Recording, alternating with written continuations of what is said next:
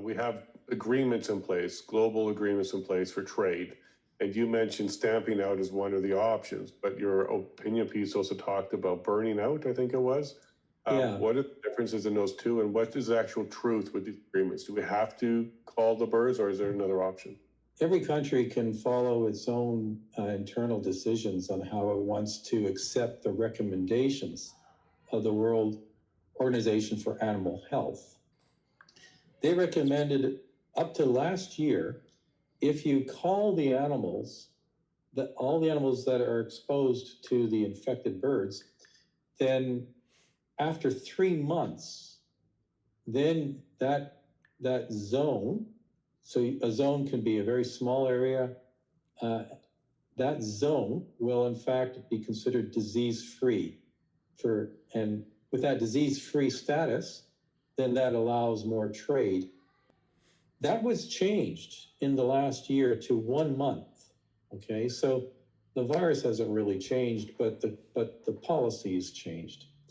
And so if you have an outbreak and you do the culling and there's no other evidence of an outbreak since then that zone gets disease-free status. We have several zones in British Columbia, and the Universal Ostrich Farm is in its own zone. So what goes on in that farm does not affect the disease status from the other zones, especially where most of the poultry farms are located in southwestern British Columbia.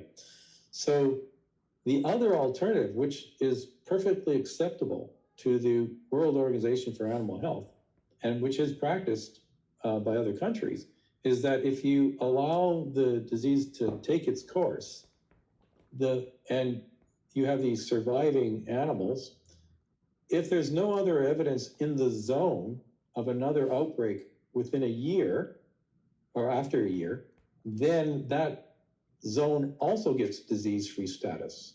So in fact, if the ostrich farm went another 2.5 months or 3 months, it would be disease-free again, according to the World Health Organization standards, and you'd be able to do trading. Now, there are some agreements where it's not by zone for the animal products being allowed to be sold internationally. Sometimes it's by province. So there are some countries where this is the case, that this could affect the trade. And the largest trading partners I gather we have where this is true is Russia and Mexico. And in fact, I find it very hard to believe that Mexico is going to be looking for chicken products from Canada and BC, but nonetheless.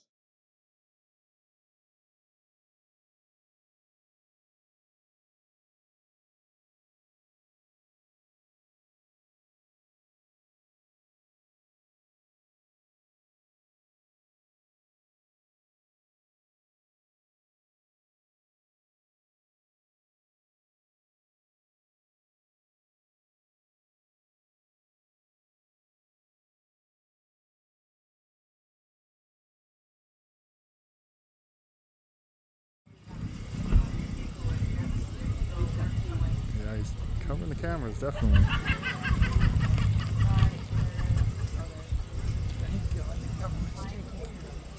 Right?